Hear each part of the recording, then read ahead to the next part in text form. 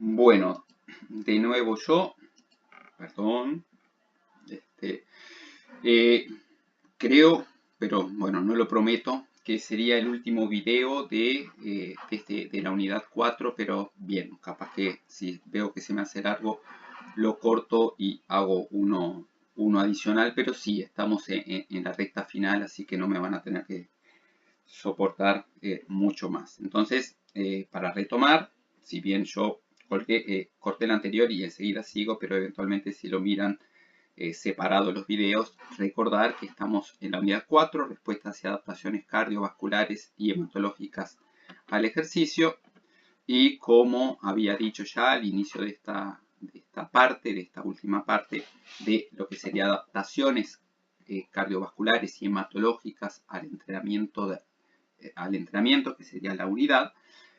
Como en la unidad 3 no abordamos resistencia, incluimos aquí el tema de resistencia, entonces no nos limitamos a hablar de las adaptaciones cardiovasculares, sino ampliamos y hablamos de adaptaciones fisiológicas al entrenamiento de resistencia. Hacemos mención a cosas diferentes que pasa con el entrenamiento de fuerza, pero nos focalizamos más en el entrenamiento de resistencia.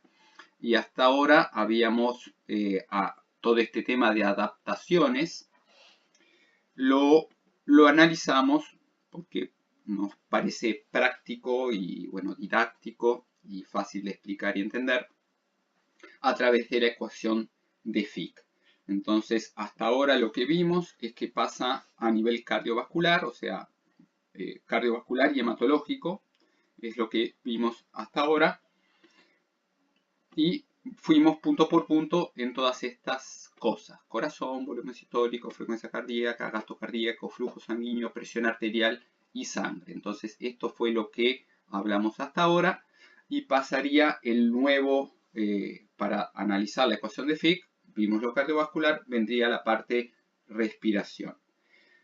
En esto, como respiratorio, respuestas a adaptaciones respiratorias al ejercicio es la unidad que viene, la unidad 5. No voy a analizarlo ahora, o sea, lo que son las adaptaciones respiratorias al entrenamiento de la resistencia. Simplemente para no saltármelo del todo, es decir que si pensamos la persona entrenada o no entrenada a una misma intensidad de ejercicio, tanto eh, a intensidades bajas como intensidades ya altas, estos son watts, es un ciclo ergómetro, 100 watts no es tan livianito, bueno, para muchas personas sí, pero no es que no es sin carga, pedalear es ya con una cierta carga, y bueno, y aumentar la intensidad. En cualquier momento de intensidad de ejercicio submáxima, la persona entrenada lo hace movilizando menos aire, o sea, lo que es la ventilación, los litros de aire por minuto ventilados, o sea, la persona entrenada requiere una menor ventilación. ¿Ok? Eso es una adaptación que creo que todos lo percibimos, ¿no? Eso de respiro más tranquilo si estoy entrenado que si no estoy entrenado. Una misma intensidad de ejercicio, si estoy bien entrenado, la soporto fácil que cuando no estoy entrenado. Y hay otras modificaciones también, por ejemplo, bueno, que por el consumo de oxígeno, o sea, requiero movilizar menos aire por litro de oxígeno consumido. Entonces es otra de las modificaciones. Hay varias modificaciones que ocurren, como están ahí, pero no me detengo porque no vimos todavía respiratorio. Entonces, bueno, es simplemente decir que, bueno, las adaptaciones respiratorias vienen por ahí, también umbrales ventilatorios y otras cosas que lo vamos a ver en la unidad siguiente. Pero bueno, por lo menos decir dos cositas y no saltearme ese, como lo estamos viendo por la ecuación de Fick, estaba eso, cardiovascular, respiratorio, para no, por lo menos para decir algo. Es decir, que sí hay modificaciones que van en ese sentido, de a la misma intensidad de ejercicio, por ejemplo, necesito movilizar menos aire, es bastante claro y creo que todos en la experiencia común lo vemos, pero hay otras modificaciones un poco más fisiológicas, digamos, que las vamos a ver en en la próxima unidad.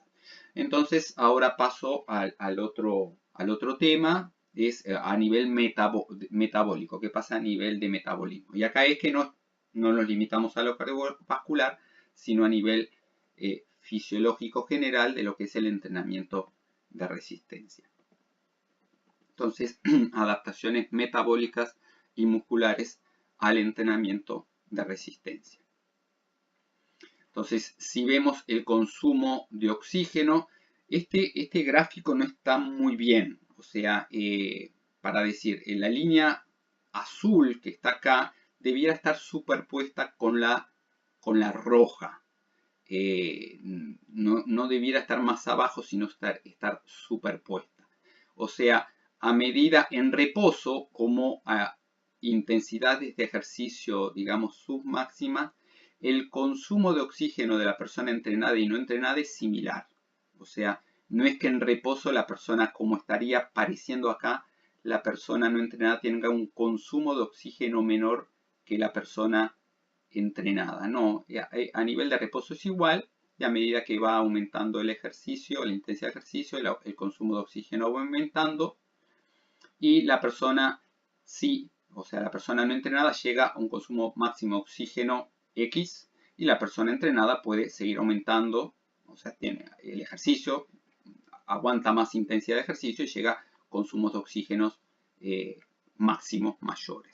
Aquí puede haber una pequeña diferencia en términos de que la persona entrenada también suele ser más eficiente mecánicamente, entonces mejor técnica de trote, etcétera. Entonces, bueno, ahí podemos detectar algunas diferencias en consumo de oxígeno en la persona entrenada versus no entrenada a ejercicios submáximos, producto de que es más eficiente haciendo el gesto, ¿no? Pero en sí no hay diferencias a nivel de reposo y en ejercicios submáximos la diferencia se da que la persona no entrenada alcanza máximo, porque no puede más, y la persona entrenada puede seguir aumentando la intensidad del ejercicio y, bueno, y su consumo de oxígeno va a valores mayores y alcanza un consumo máximo de oxígeno mayor. Esa es la diferencia más importante. Aquí son tablas de referencia, no es para verlas ahora, sino que valores de consumo de oxígeno máximo en términos relativos al peso corporal, y que normalmente se expresan en términos de mililitros por kilogramo de peso corporal por minuto.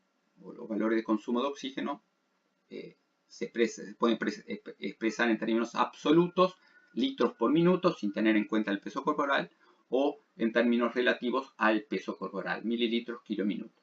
Entonces, hay tablitas de referencia según el sexo y la edad, y según la edad, y ahí, por ejemplo, en esta está clasificado en condición, lo que sería muy pobre, pobre, suficiente, bueno, excelente o superior. Entonces, ahí podemos ver y, bueno, y ver si podemos hacer algún test directo o a través de una ergoespirometría y alcanzar consumos máximos de oxígeno y vemos cómo estamos según las referencias, o hay test indirectos que a través de ecuaciones, por ejemplo hago el test de Cooper y según los metros que recorrí en el test de Cooper tengo una ecuación que es distancia en metros menos 504 sobre 44,5, la utilicé tantas veces que me la acuerdo de memoria, y ahí estimo el consumo máximo de oxígeno y en función de ese estimado, obviamente con los errores que tiene, lo miro acá y puedo decir que cómo está la persona. Entonces es por ahí. Tablitas para mujeres, tablitas para hombres y bueno, y veo por ahí. Y en el caso, creo que tengo la que viene acá, diferencias por deporte. Simplemente quizás si ven los valores acá, por ejemplo en el caso de hombres, valores superiores, estamos hablando acá, por ejemplo, según las edades, de arriba de 50, ¿no? Y ahí decimos, uy, superior. Si estamos viendo en deportistas de resistencia, acá abajo son los hombres, llegan a valores, en este caso, pasan los 80 mililitros kilominuto. Entonces, hay una diferencia en 50 que es superior o superior para una población, cualquier deportista, digamos, de jugador de fútbol, es esperable que tenga arriba de 50, por más que sea hasta el golero, ¿no? O sea, son valores que para una persona normal, activa, ok, son valores buenos, pero para un deportista es como es lo mínimo que se está esperando, ¿no? Entonces, bueno, acá ver los valores de consumo máximo oxígeno según deportes y en el caso de hombres y mujeres. No me detengo acá, pero bueno, es claro que los sedentarios tienen valores de consumo máximo oxígeno bajos comparativamente y según los deportes, deportes que el componente aeróbico es más importante, entrena más la resistencia, es esperable valores de consumo máximo de oxígeno mayores. Y los que registran los mayores consumos máximos de oxígeno son los atletas o deportistas de cross country, esquí de fondo, también en parte porque no solamente, o sea, en el caso del corredor, envuelve muchas masas musculares, pero sobre todo tronco inferior, ¿no? Miembros inferiores. En el caso del cross country, miembros inferiores y también miembros superiores, porque tienen que hacer también mucho movimiento, ejercicio y entonces desarrollan también capilarización, mitocondrias, enzimas oxidativas, etcétera, también en toda la parte superior del cuerpo, entonces llegan a consumos de oxígeno máximos incluso mayores que los atletas de resistencia tipo corredores. Aquí es decir, son porcentajes de incremento del consumo máximo de oxígeno con el entrenamiento es un estudio hecho en mejora de consumo máximo de oxígeno en mellizos, no gemelos, pero mellizos. Entonces, lo que sería el incremento en el eje de las X y de las Y es un mellizo en uno de los ejes, en las ejes de las Y, X, y otro mellizo en el eje de las Y. Entonces, lo que se veía, y por ahí la correlación 0,82, que es una correlación alta, es que había un mellizo que mejoraba tanto, el otro mejoraba tanto. O sea, si uno mejoraba X, el otro mejoraba un valor muy próximo a ese X. De ahí la correlación y esa regresión lineal. O sea, vemos que hay una línea. Y lo que vemos acá, o para señalar, son dos cosas. Una es que algunos mejoran mucho y otros mejoran muy poco. Lamentablemente hay personas, por suerte no son las más, que por ahí se matan entrenando y no mejoran mucho. Entonces hay personas que no responden bien, son no respondedoras al entrenamiento, depende del entrenamiento, en general nadie no responde a nada, pero hay personas que responden muy bien a algún tipo de entrenamiento y otros no responden muy bien. Entonces, esto es lo que, bueno, mostrando por ahí que primero hay personas que responden muy bien y otras que no responden muy bien. Y lo otro, que hay una influencia genética importante. Cuando uno responde bien, uno de los mellizos responde bien, el otro también responde bien. Cuando uno responde mal, el otro responde mal. Cuando uno responde muy bien, el otro responde muy bien. O sea, hay una influencia genética bastante importante. No solamente en el consumo máximo de oxígeno, pero en este caso, este estudio es en el consumo máximo de oxígeno. De ahí, pero bueno, no sé si abrir el paréntesis, lo menciono nada más. Acá está vinculado el tema de la heredabilidad, que es un indicador que se calcula, es un cociente de variancia, pero está bastante mal interpretado. O sea, una alta heredabilidad, muchas veces se dice, bueno, el consumo máximo de oxígeno, según el estudio, tiene una heredabilidad de, no sé, 90%. Entonces eso quiere decir que no se puede mejorar con el entrenamiento porque la genética, la genética es muy importante y solo puedo mejorar si el 90%, un 10% porque el resto viene por los genes. No tiene nada que ver con eso. Esa es una mala interpretación, lamentablemente muy común. Y bueno, muchas veces se interpreta, bueno, que entonces el consumo máximo de oxígeno no mejora porque tiene una heredabilidad alta. No va por ahí. La heredabilidad es un cociente de varianzas, habla de la variancia que tiene, no de la característica en sí. Es un indicador poblacional, dice muy poco o nada a nivel individual y depende de la población que evalúe, es contexto específico. Bueno, por ahí si les interesa en el vivo podemos mencionar un poquito más. Pero esto es decir, cuidado, muchas veces leemos tal característica tiene una heredabilidad tal y de repente alta y pensamos, entonces no se puede mejorar. No, no va por ahí, no es eso.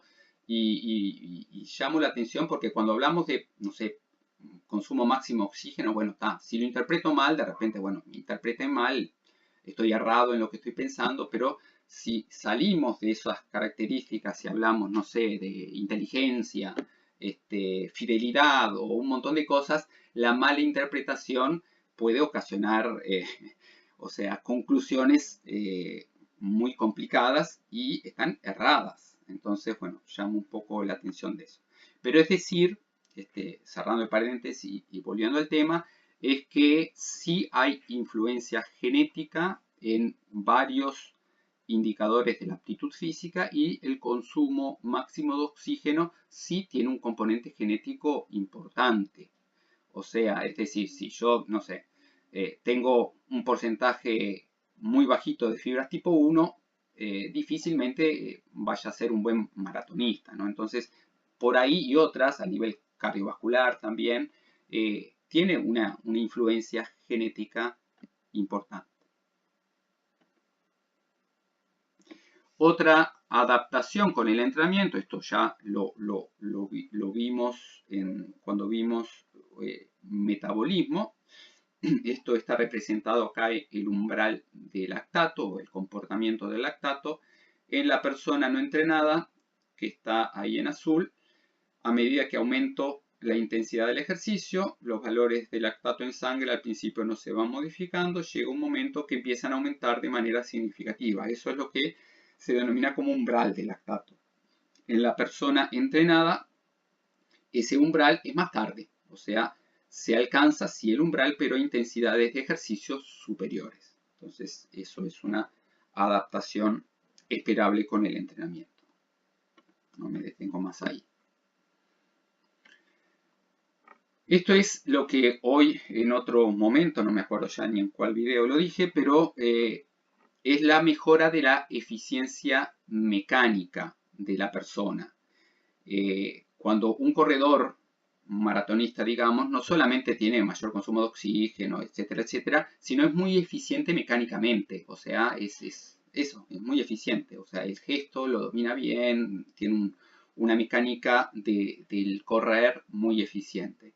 Entonces, esto es lo que también se mejora con el entrenamiento. Si antes, bueno, en este ejemplo, corriendo a 200 metros por minuto, tenía que consumir en el entrenado más de 40 mililitros por kilo por minuto de oxígeno, luego de entrenar a la misma intensidad consumo menos. ¿Por qué? Porque me requiere menos trabajo, soy más eficiente en el gesto, necesito reclutar menos fibras musculares, etc. Entonces, esto es el aumento de la eficiencia mecánica. Entonces, también se traduce en menores niveles de trabajo, en este caso consumo de oxígeno, ¿no? Y esto es un indicador, es una de las maneras de medir o valorar la eficiencia mecánica. A tal intensidad, cuántos mililitros de oxígeno consumo, y bueno, es una medida de eficiencia, que es una de las maneras que se puede mensurar la eficiencia mecánica. Esto es una persona, en el ejemplo ahí, estoy en reposo y en un momento, bueno, salgo a correr a una X velocidad. Digamos, estoy en reposo y bueno, empezamos a trotar y me pongo a correr a 5 minutos el kilómetro. Ya usé 5 minutos y el kilómetro es intensidad para todos los ejemplos, entonces los sigo usando. ¿Qué pasa con el consumo de oxígeno? Para cualquier persona, estoy en un X consumo de oxígeno, estoy señalando ahí en el grado de las I. En términos de reposo, el consumo de oxígeno es 3,5 mililitros por kilo por minuto, es promedio todas las personas por kilo por minuto más o menos tenemos ese consumo de oxígeno. Me pongo a correr a X intensidad, en el ejemplo 5 minutos y kilómetro, y paso de 0, tengo que poner a esta intensidad que requeriría, en este ejemplo, 15, 16 mililitros por kilo por minuto. Obviamente no puedo desde 0 a ese instante ya mi consumo de oxígeno aumentar de forma instantánea. Y lo que pasa en la persona no entrenada es lo que en la línea roja, o sea, ese consumo de oxígeno va aumentando, requiere un tiempito, en este caso requirió más de 2 minutos llegar a suplir esa demanda. Entonces requirió en este ejemplo casi 3 minutos para alcanzar ese consumo de oxígeno que es suficiente para suplir la demanda. ¿Cómo es que la persona pudo pasar de 0 a esa intensidad de ejercicio si el consumo de oxígeno requirió 3 minutos para estar acá? Y porque tiene vías anaeróbicas. Entonces, ahí esa parte de la curva, ese casi triángulo que está ahí, ¿por qué lo pudo hacer? Y porque tiene las vías anaeróbicas. Sus vías anaeróbicas le aportaron esta energía que todavía la vía aeróbica no la podía aportar. Eso es lo que era el débito, o sea, la deuda de oxígeno. Se generó una deuda de oxígeno. En el sentido de deuda, el metabolismo aeróbico no podía hacerse cargo solo y requirió prestado, en el aire, que las vías anaeróbicas aportaran. ¿Qué pasa con el entrenamiento? Que disminuye la deuda. La persona entrenada más rápidamente alcanza en este caso, esa demanda, digamos. Si la persona no entrenada para alcanzar o sea, para el metabolismo aeróbico, poder suplir esa cantidad de energía que requiere ese ejercicio, requería 3 minutos, la persona entrenada luego, en este caso, en 2 minutos ya lo alcanzó. O sea, genera una deuda menor. Y por lo tanto, después, cuando se habla del EPOC, o sea, actualmente no se llama mucho el débito, o sea, ese pago de deuda es menor, o sea, como tiene una deuda menor, lo paga con menos cosas, o sea, le es más fácil pagarlo, o sea, el débito posterior o el EPOC posterior, el consumo de oxígeno post esfuerzo, o sea, lo que queda elevado es menor también y bueno, tiene una deuda menor, tiene que pagar menos, o sea, eso es un poco por ahí. Que el pago va a estar dado para remover el lactato, si aumentó más temperatura, etcétera. Todo eso que viene después, lo que sería el EPOC, es para de alguna forma remover y lo que en el caso, por ejemplo, lactacidemia, todas esas cosas, fosfocreatinas, si se gastó y recuperarla, todo por ahí va a ser lo que va a tener que reponer. Entonces, bueno, esto es una adaptación también con el ejercicio. O sea, más rápido alcanzo ese, a veces más llamado ese segundo aliento, ¿no? Salgo a trotar, más rápidamente llego al estado estable. Similar, esto está del libro de Astran y Rodal de 1970, uno de los primeros de los primeros libros, textos de fisiología del ejercicio, y todavía hay ediciones, son ya antiguas, pero se han ido, no, obviamente, Astran en este caso está ya fallecido, pero el libro ha seguido por gente de su grupo de nuevas ediciones. Y lo que está acá representado, que me parece muy interesante, o sea, muy didáctico. Esto sería en el eje de las X, periodo de entrenamiento, y en el eje de las Y, consumo de oxígeno.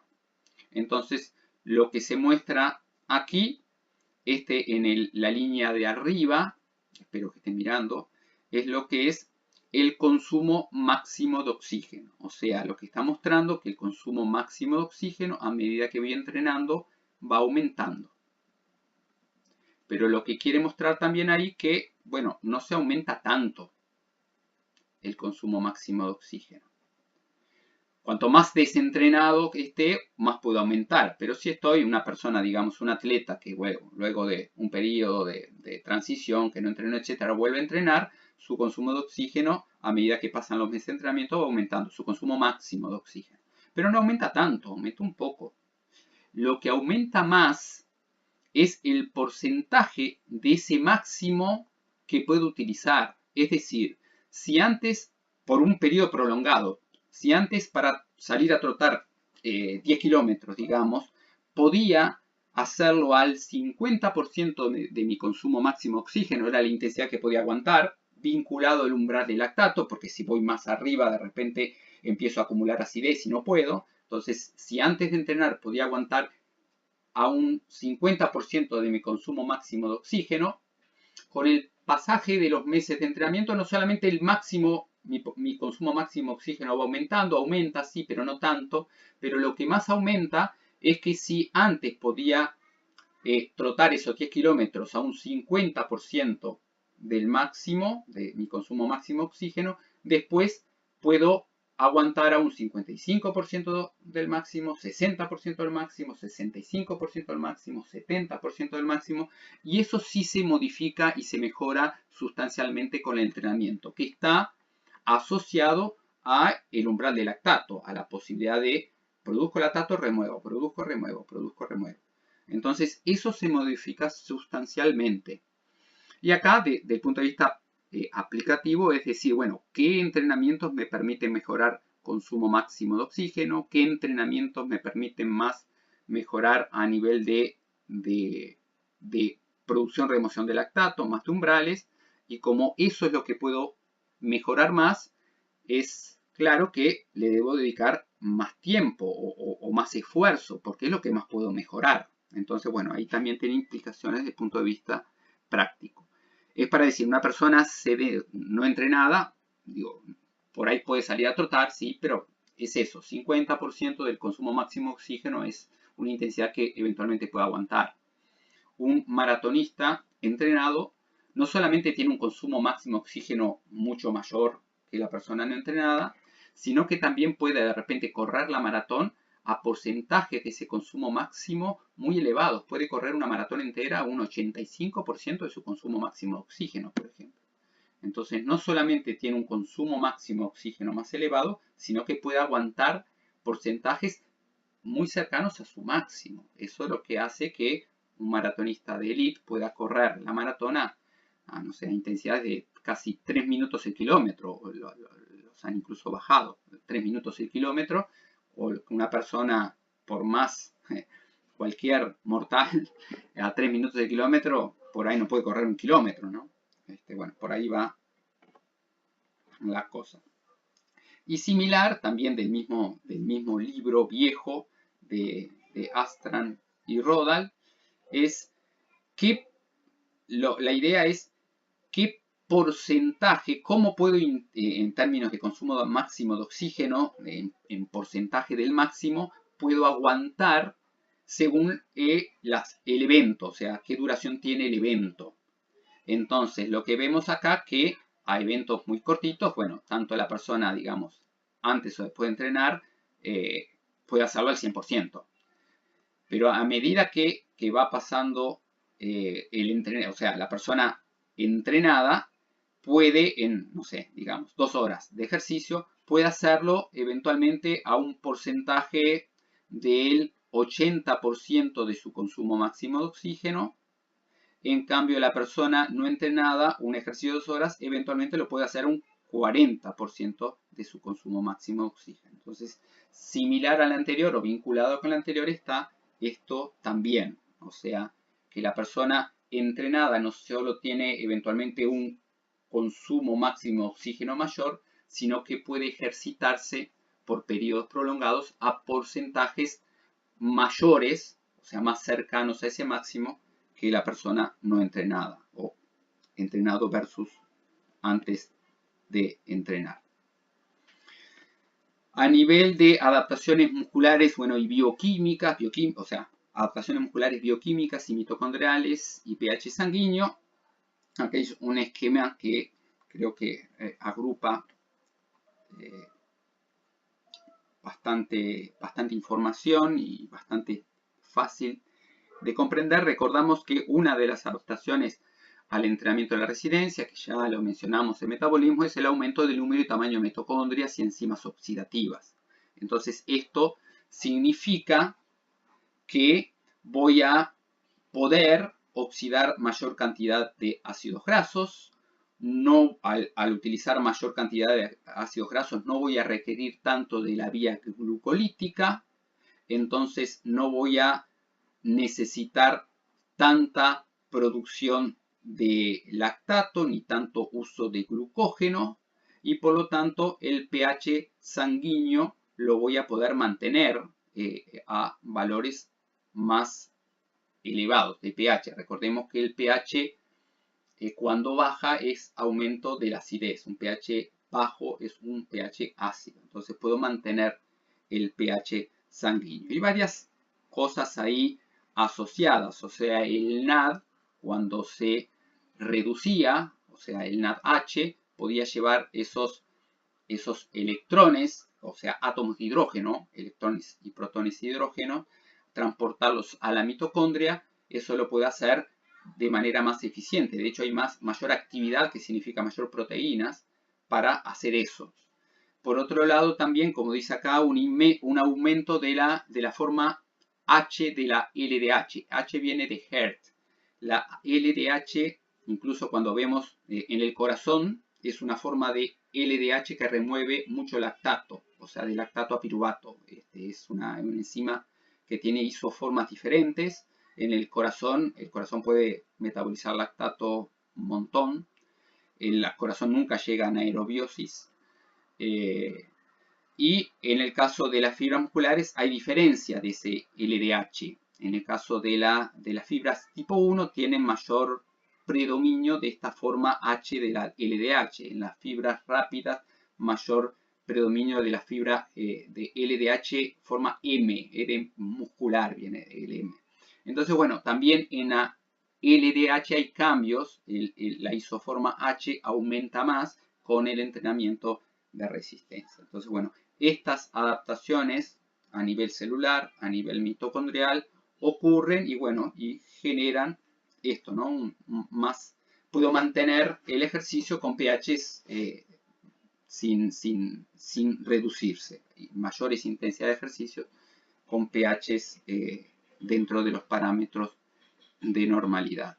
Vinculado al anterior, con el aumento del número y tamaño de mitocondrias, también enzimas oxidativas. Y aquí vemos una típica enzima del ciclo de Krebs y vemos cómo va aumentando con el paso de los meses de entrenamiento. Entonces es más de lo anterior, o sea, aumento de número y tamaño de mitocondrias, enzimas oxidativas, y esto es un ejemplo. Esto en el caso del músculo deltoides en nadadores. En cuanto a la oxidación de grasas y ahorro de glucosa, que algo lo había mencionado en dos diapositivas atrás, vemos que aumenta la densidad capilar y aumenta el número y tamaño de mitocondrias, estos dos factores. Eso significa entre aumento de la densidad capilar, mayor flujo de sangre para el músculo. Esto me permite, sumado al mayor número, tamaño de mitocondrias, enzimas oxidativas, utilizar mayor, o sea, captar y utilizar mayor cantidad de ácidos grasos. Esto implica también, o sea, esa mayor utilización de ácidos grasos me permite no requerir tanto a la glucosa, lo que significa ahorrar glucosa, o sea, ahorrar glucógeno. Esta es una adaptación también al entrenamiento de resistencia. Si antes correr, digamos, el ejemplo típico, a 5 minutos el kilómetro me requería utilizar un determinado porcentaje de glucosa y un determinado porcentaje de ácidos grasos, correr 10 kilómetros a 5 minutos el kilómetro, tanto de glucosa, tanto de grasas. A medida que pasa el entrenamiento, voy haciendo ese ejercicio utilizando más grasas y menos glucógeno. O sea, el mismo ejercicio lo puedo utilizar utilizando más grasas y ahorrando más glucosa. Esto está expresado aquí en un estudio. En el de arriba vemos el glucógeno muscular. La columna de blanco es antes de entrenar y la columna oscura después de entrenar. Entonces vemos que esto es antes del ejercicio. Vemos que la persona antes de entrenar tiene menor reserva de glucógeno muscular que luego de entrenar en reposo. Por otro lado, cuando vemos las grasas, los triglicéridos musculares, similar. Después de entrenar, la persona aumenta sus reservas de triglicéridos musculares. Tiene más combustible dentro del músculo, tanto de glucógeno como de triglicéridos. Antes y después de entrenar en reposo. Luego de hacer un ejercicio, ahí en el caso, en el esquema de arriba, en la gráfica de arriba, vemos que después de ese ejercicio, cuando mido de vuelta triglicéridos y glucógeno, en el caso de glucógeno, vemos que la persona entrenada quedó con mayor reservas de glucógeno. Obviamente gastó, pero le quedó más. La persona no entrenada tuvo que usar mucho glucógeno y le quedó menos. Y en cambio triglicéridos es lo contrario. La persona entrenada utilizó muchos triglicéridos, o sea, el combustible que más utilizó en este caso fue triglicéridos, y la persona después de, no sé si dije bien o lo repito porque no sé si dije bien. O sea, la persona entrenada utiliza más triglicéridos y menos glucógeno. La persona no entrenada requiere utilizar más glucógeno y no puede utilizar tantos triglicéridos. Esa es la adaptación. Bueno, acá es otro esquema, pero un poco representando más lo mismo. Si vemos acá los colores, estos son los triglicéridos musculares, en el caso del verde, y amarillo los triglicéridos del plasma, los que vienen transportados, o sea, los liberó el tejido graso, son transportados por la albúmina y llegan a ingresar a la célula. Entonces, tanto los triglicéridos que están ya en el músculo como los que vienen transportados por la sangre. En el caso de la persona no entrenada, un mismo ejercicio, acá dice 60 minutos de ejercicio a una X intensidad, antes de entrenar requiere utilizar mucho glucógeno para hacer el ejercicio y puede utilizar esta cantidad de triglicéridos, tanto los intramusculares como los que vienen transportados por el plasma. Luego de entrenar, ahorro glucógeno, o sea, no gasto tanto glucógeno y utilizo más las grasas, ¿ok? Los triglicéridos, tanto a nivel de plasma como los que tengo en el músculo. Adaptación también al entrenamiento. Y esto es esquematizando lo anterior, es decir, a medida que aumento la intensidad del ejercicio, con el entrenamiento, estos son en punteado rojo el consumo de grasas y en azul el consumo de carbohidratos. Obviamente que a medida que aumento la intensidad, voy utilizando cada vez más glucosa y cada vez menos grasa. Eso es normal siempre. Pero con el entrenamiento, a veces se toma este punto como referencia, el crossover, el punto de cruce, se va hacia la derecha. O sea, con el entrenamiento puedo utilizar más grasas y por lo tanto no necesito tanto de glucosa. Obviamente siempre a medida que aumenta la intensidad pasa esto, pero se desplaza esas curvas hacia la derecha. Y estaba pensando si parar o no, pero queda muy poquito, así que lo termino, así no hago otro video. Lo triste de esto es el desentrenamiento, la reversibilidad de las adaptaciones. Lamentablemente el ejercicio no es como, digamos, como una vacuna, ¿no? No es que voy a el vacuna, la idea es me vacuno contra la antitetánica una vez y ya está. No necesito seguir vacunándome todos los días ni toda la semana, una vez ya está. O eventualmente una vez cada 10 años o cada 5 años. Una vez se alcanza. Lamentablemente el ejercicio no. Si quiero mantener las adaptaciones del entrenamiento, tengo que seguir entrenando porque si paro, las pierdo. Y como en muchas cosas pasa, hay un dicho que dice, para crear hacen falta gigantes y años, para destruir basta un enano y un segundo. En el sentido que muchas veces crear algo, construir, ganar algo lleva mucho esfuerzo, mucho trabajo y perder lo que gané muy rápido. Y con el entrenamiento o el desentrenamiento lamentablemente pasa algo en esa dirección. Acá es para mostrar, habíamos visto la ecuación de Fick, ¿no? Y acá están los distintos, algunos, o sea, lo que está determinando la ecuación de Fick, los principales componentes. Entonces, vemos que cuando dejo de entrenar, a medida que pasan los meses, la frecuencia cardíaca máxima, decimos, no cambia, o sea, sustancialmente, acá está como una tendencia hacia arriba, pero en sí lo que habíamos visto no cambia en sí sustancialmente con el entrenamiento. Eventualmente, si estoy hablando de un atleta de resistencia de muchos años, etcétera, puede ser que llegue a aumentar un poquito porque una tendencia, decíamos, predominio vagal, etcétera, pero en sí la frecuencia cardíaca máxima no se modifica con el entrenamiento y tampoco con el desentrenamiento, pero todo lo demás baja, es lo que vemos acá. El consumo de oxígeno máximo baja, el volumen sistólico máximo, sí, estos son valores de estos, el porcentaje de cambio de lo máximo o eventualmente hasta valores de reposo en algunos puedo calcularlo, pero en este caso es máximo. O sea, tanto el volumen máximo de oxígeno, o sea, el consumo máximo de oxígeno, como el volumen sistólico máximo, el gasto cardíaco máximo, la diferencia arteriovenosa máxima, todos van disminuyendo con el desentrenamiento. Y acá es, simplemente es más de lo mismo, pero decir porque me parece interesante mirar esta magnitud. Bueno, primero es decir que cuando estoy muy desentrenado, eso es lo bueno, una persona que está muy desentrenada rápidamente mejora, en fuerza, en resistencia, en todo. Entonces, al principio mejoramos relativamente rápido. Pero después, cuando estamos ya bastante entrenados, y acá estoy mostrando ahí, no sé, este puntito, en semanas de entrenamiento, estoy acá, y por ahí me enfermo una semana. Entonces, una semana, cero entrenamiento, porque me agarro una gripe. En esa semana perdí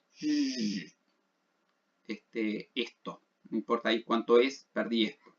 Para volver a recuperar lo que perdí en una semana, después requiero 1, 2, 3, 4. O sea, perder, dejo de entrenar, pierdo rápido.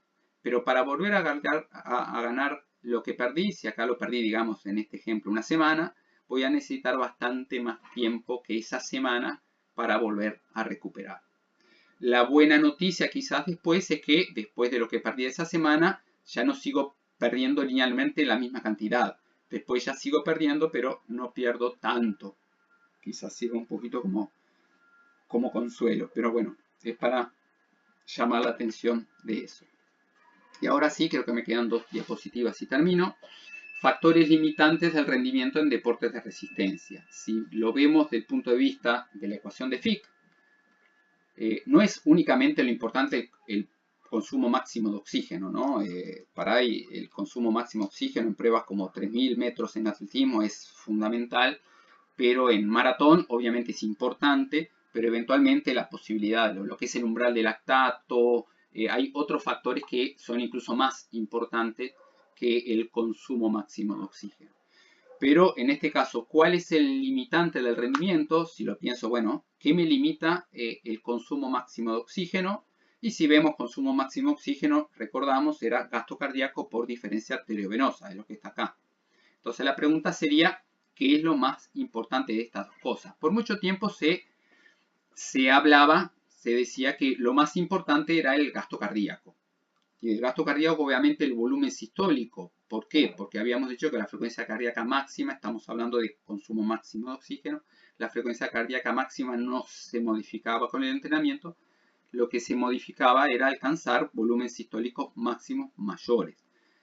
Y bueno, y el volumen sistólico habíamos la disminución de la poscarga, resistencia vasculares periféricas, aumento de la precarga y me faltó colocar ahí de la contractilidad. Entonces estaba en factores centrales cardíacos, entonces el componente del gasto cardíaco.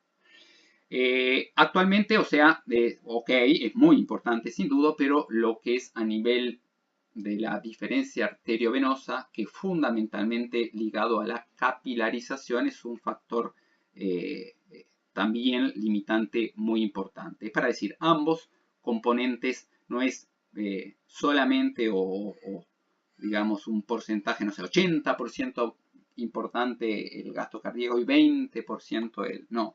Es muy equilibrado, o sea, las dos importan y los dos son muy importantes, tanto a nivel de la diferencia arteriovenosa, que está muy limitado por el aumento de capilarización, mitocondrias, todo eso que ya mencionamos varias veces.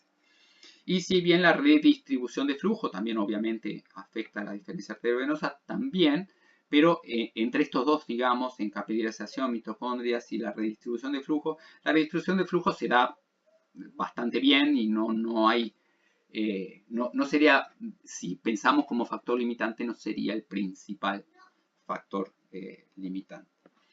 Y ahora sí, creo que es la última, es decir, que el consumo máximo de oxígeno, obviamente para el rendimiento, es muy importante.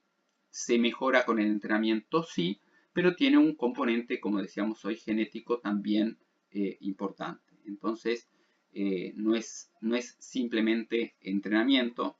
Hay personas que nunca, no sé, alcanzar esos valores de, no sé, 80 mililitros por kilo por minuto, eso no lo voy a alcanzar solamente con entrenamiento si no elegí bien a mis padres, en el sentido, si no tengo genes que me apoyen en varias, como decíamos, en tipo de fibras, etc. ¿no? Y este factor es de importancia tanto para el rendimiento deportivo como también es un indicador para la salud. Y acá no me abro el tema, es un indicador, no quiere decir que sea directamente un factor de salud. O sea, porque el consumo máximo de oxígeno, por ejemplo, dice muy poco sobre la salud de las arterias, en este caso, por ejemplo, coronarias. Puedo tener arterias coronarias bastante tapadas de grasa, placa de ateroma, y tener un consumo de oxígeno elevado, o puedo tener arterias limpitas y tener un consumo máximo oxígeno bajo. Entonces no hay, sí es un indicador que me sirve de utilidad, pero no hay una relación ahí, ¿no? El consumo de oxígeno, el consumo máximo de oxígeno, dice de la capacidad de mi sistema cardiovascular de transportar oxígeno a través de la sangre a los músculos activos y la capacidad de los músculos de captar y utilizar ese oxígeno. No dice directamente, o dice poco, no dice nada en verdad, pero de la salud de las arterias coronarias. Entonces, si bien es un indicador de salud, no es que no hay una relación lineal, ¿no? Reitero y quedo por acá, puedo tener arterias coronarias buenas o malas y consumos de oxígenos altos o bajos. No hay directamente una relación, pero sí es un indicador, ¿no? Como habíamos dicho, similar, que los niveles de lactato en sangre no me dicen de por sí, o sea, el lactato de repente no es el factor limitante, lo que son los factores limitantes de repente es la acidez, que está dado por los iones hidrógenos, pero medir el lactato me está diciendo qué es lo que está pasando. Entonces, por ahí no es el que causa, pero me da un indicador de lo que está sucediendo. Bueno, el consumo máximo de oxígeno como indicador sí es valioso, también desde el punto de vista de la salud, pero no es el que produce o causa tener más o menos salud cardiovascular, o sea, no está relacionado en este caso a las placas en sí de ateroma en las arterias coronarias, por ejemplo. Bueno, me extendí de más, estoy casi en 50 minutos, pero con esto estaríamos cerrando, o sea, cerramos ahí esos 3 puntos que queríamos tocar. Entonces, con esto estamos terminando la unidad 4. Entonces, próximos videos serán de la unidad 5 es decir, respuestas y adaptaciones respiratorias al ejercicio. Ok, quedo por acá. Bueno, muchas gracias.